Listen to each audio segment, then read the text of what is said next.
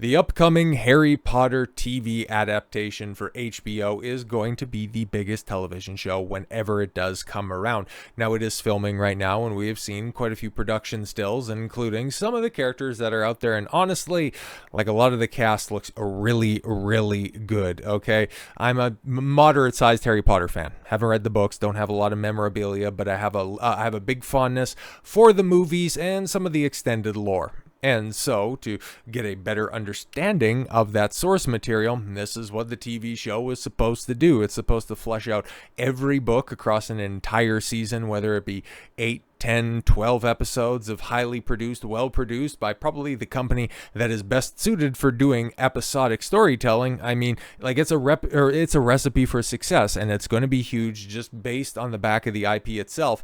But I also want it to be really good. Like, I genuinely am cheering for this production. It's just, the casting, even though it has been good, and we'll take a look at it, there's one that sticks out and one that is not quite a deal breaker. But the moment that some of the messaging starts to go off the rails is the moment that I hop off this train that departed from the platform at 9 3/4. Easy reference, but you kind of have to make it. But yeah, you take a look at the casting for the Trinity itself, and like, Ron looks like Ron, Harry's like just absolutely perfect casting, and then, well, okay, that's another one that's against it. Okay, then you got Hermione Granger, Arabella Stanton. I mean, they want to be a little bit more on the nose when it comes to their mudblood stuff now, don't they? Of course. And I mean, an American playing Dumbledore when this was all previously a uniquely British tale. I mean, yeah, okay, John Lithgow was pretty great, but yeah, at least Minerva McGonagall. Okay, you're not going to upstage Maggie Smith at all from that performance, but Janet McTeer, you could do a hell of a lot worse than casting her, and it's, again, just very good. But yeah, then there's that one where it's like, really, when you juxtapose them side by side, like, what the fuck were you thinking? Well, we know exactly what you're thinking, because you want to have your much more on the nose. Oh, see, he's the half-blood prince. Remember when James Potter strung him up by the at the tree? If they're going to do any of that heavy-handed shit, yeah, I'm done. I don't need that in my Harry Potter show. And as long as Nick Frost puts a little bit more effort into his portrayal of Hagrid than he did for How to Train Your Dragon, I think we'll be all right there. But yeah, Quirrell looks good. And, in the first season, well, it's the only one he's going to be around for. I'm guessing a little bit of a spoiler. He's going to be quite important because, well, his character, if you don't know, he's going to be setting up some pretty important plot beats for the rest of the series. And again, like, bang on casting right there. Argus Filch, obviously. Perfect, but we've known about that one before. But Petunia Dursley, I mean, like, there's a case to be made that probably shouldn't have gone with somebody who's as attractive as Belle Powley is, and you should have went with somebody, I don't know, maybe a little bit more, because I'm not going to say that Fiona Shaw is ugly or anything like that, but somebody who's maybe a little bit more matronly probably would have been a little bit better. But Vernon Dursley, I mean, you put this guy in a fat suit, and it's, again, like, you guys know exactly what you're doing. Cornelius Fudge, perfect once again. Molly Weasley, again, probably my same complaint for the Dursleys, more than likely apply for Molly Weasley, but Draco and Lucius Malfoy, I mean, hey, imagine that. You got your blonde-haired, blue-eyed characters that just as perfect as you can get. But the extra kids that, yeah, if you just simply watch the movies, you know that, oh, yeah, they were all around. That's nice, but I also know that they have much more extensive backstories, and they're much more fleshed out characters in the books. So, yeah, if we could get more of that, and if they're going to be good actors, I really hope that that's the case, and that they're going to be around for all planned 8 seasons, and they want to get them done really quickly. Like, they're shooting the first and second seasons back to back. I don't know after that what the production schedule is going to be, but yeah, you don't really want to run into a situation that you had with the movies, even though, I mean, that was still quite an accomplishment in and of itself, but you definitely don't want to end up with a Stranger Things type situation. But just to round out the rest of the announced cast so far, but Neville Longbottom, again, good casting. Dudley Dursley, like, that looks like a brother, honestly. Not in like a Severus Snape type way, but they could be related, and I wouldn't be surprised by that. Then the flight instructor, I mean, hopefully you got one that's not going to emphasize speed and reckless driving, because if you don't remember, Zoe Wanamaker recently lost her license the same day that Emma Watson did. But anyways, Garrick Ollivander, like, I'm just also happy that you got Partagas and Qyburn. Anton Lesser, he's going to be in this, and he's going to be Ollivander, and again, that's somebody else who I've heard has quite an important role to play that we didn't quite get to see in the film. So given he's going to be portrayed by one of the best actors that's out there right now, somebody who is classically trained, I will in fact appreciate that quite a bit. And the Weasleys, I mean, no race or gender swaps there at all whatsoever. And bringing back, like, one of the holdovers, you got Warwick Davis. Well, he's going to be Professor Flitwick, though, which really does beg the question as to why you couldn't get Jason Isaacs back as Lucius Malfoy. I mean, that could have been nice, but then there's also another role that we're going to talk about. But yeah, you got a much more realized cast, I guess, for the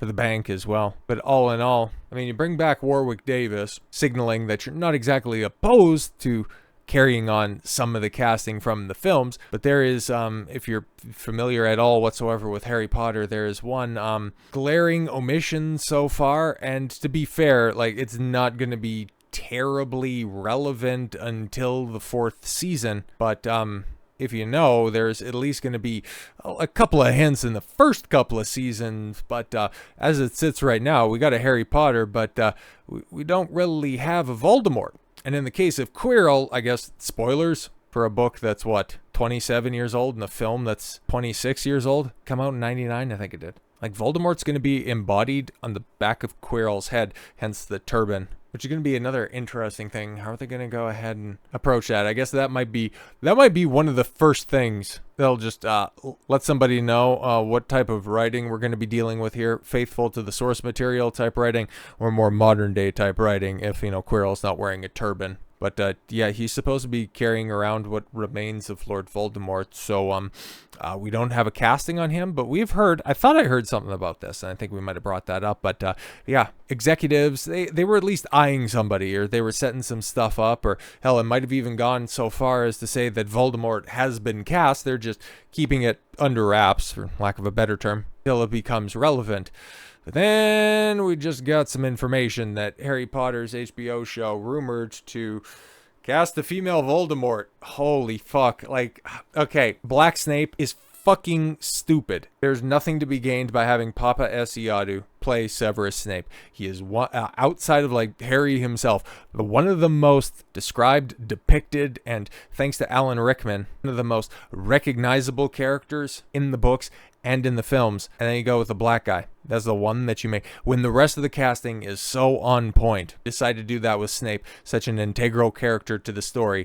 I know why you did it. I don't have to like it. And if he does a decent job in that aspect, the whole race aspect, doesn't get brought up with the character, I mean, I'm still going to have some problems with it from an adaptation stance. But in the grand scheme of things, if he does a good job and he comports himself well, I'll just find it hilarious if he ends up having shoulder length, long greasy hair, and then they just give him a prosthetic nose. It's like, okay, you know what you're doing, but then at the same time, we also know what you're doing as well by casting the guy. But I could look past that. But a female Voldemort, that right there is unforgivable. Now, it's not quite so cut and dry as just, HBO is going to be gender swapping Voldemort. It's a little bit more nuanced than that, but still, why would you bring back Ralph Fiennes? He's heavily in makeup. If you've seen him, you probably don't remember, but he was in 28 Years Later earlier this year. Guy's still in tremendous shape. Not like he has to be in, super physical shape for this, but he could do the role. Going with female Voldemort, bro, this would, it wouldn't kill the project, but holy fuck, that would pit. I don't know who you would win over by making this decision, but the Harry Potter reboot for HBO,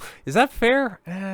Whatever. Has already stirred its fair share of casting controversies. Just one, honestly, just one. Well, I guess, from the creepy leftist side of things, it's like, oh, John Lithgow, what's your opinion on J.K. Rowling and her trans stuff? Why didn't you sign the letter to Papa Asiadu did in support of trans kids? I guess that's another controversy, but if the latest rumors are true, the project might be a broom flying straight into a firestorm. Yeah. Multiple reports suggest that the studio is considering casting a female Voldemort in the upcoming series. I mean, no. You have Bellatrix Lestrange, okay? You want a fucking nutcase, a dark wizard, or witch in this case, go for it. I'm sure that there are other female Death Eaters that are out there that are as sadistic that we have not seen properly brought to a visual medium, and as such, you don't need to do this. Auditions reportedly included both male and female actors for the role of the Dark Lord. Now, this is where it's like, okay, this gives me a little bit of a pause. This could, and because they're doing all of their casting in the UK, I'm pretty sure that's the case. But if they don't open it up to both sides, there's probably some fucking goofy rule on the books. It's kind of like the Rooney Rule in the NFL, where you need to interview at least one minority candidate. So this could be the case, but oh boy, yes. And if that weren't enough, some outlets claim Voldemort has already been cast. Yeah, I heard about this, like I said, a couple months back. But HBO is keeping the actor's identity a secret for a grand reveal later. Oh boy, just imagine how fucking grand it would be if Quirrell takes off that turban and all of a sudden you got Shaniqua Vort doing a hey y'all, Harry and the gang. Oh my god. But yes, Entertainment Insider Daniel Rickman, is the one fueling the latest wave, claiming that women were among those auditioned for the role. Cinema Blend picked up on the report, sparking widespread speculation about whether a female Voldemort could actually become canon in HBO's adaptation. Should be noted that Richman has a spotty history with accurate leaks. He was the source of the rumor that Hunter Schafer, the trans thing, was going to play Zelda. I thought he said that, there was a very strong push out there, in the Legend of Zelda movie, which was ultimately proven false. And yeah, at this point in time, because in case you haven't noticed, and because nobody is talking about it, there's fuck all going on in entertainment. So yeah, rumors like this is why I'm not entirely writing off this project, because I kind of think that there's more than likely some, DEI requirements when it comes to open casting. So of course there's going to be some chicks turning out for the fucking role of Voldemort. Does that mean they are obligated to cast them? Absolutely not. And outside of Snape, the casting has been very, very good. This looks to be, quite an ambitious project. So I think that they would have noted the backlash to Snape, and if they thought that was bad, running with female Voldemort, that would be the straw that breaks the camel's back and sends this billions of dollars in production into J.K. Rowling's wizarding poop dimension. So with all that said, thank you all very much for the gift of your time. I've been Don Gonsuelo. I want you to follow your gut and get after it. Take care, everyone.